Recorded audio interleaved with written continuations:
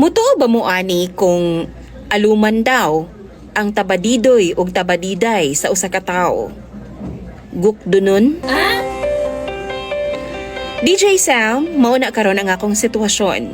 Napuno kog konsumisyon tungod aning dakong alom sa itmigims ug tabadidoy sa akong bana. Itago na lang ko ninyo sa pangalang Daphne. 25 anyos na ko ug taga dinhi lang sa Davao del Norte. DJ Sam, wala pa ko'y anak. Tungod kay naning kamot yung kong kontrol. Kay DJ, ingon sa dili pa ko sure sa ako ang bana. Grabe man gud ang konsumisyon nga iyahang gihatag sa ako Grabe ang akong bana. Nga tawgon na lang nato siya sa pangalang Andrew. Nag-ila mi ni Andrew, DJ Sam, pinaagi sa amo ang common friend. Actually, doon na pud ko'y sayop. Kay nakaibaw naman ko nga daghang mga babae ang nalambigit niya kaniadto.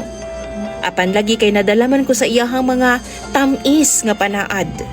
Maunang nahulog jud ko niya. Bale, 2 months lang ang ligawan DJ Sam. Gisugot na dayon nako si Andrew. Sa pipila namo ka buwan nga mag-uyab, daghan jong kaparamdam nga mga babae niya DJ Sam. Mga babae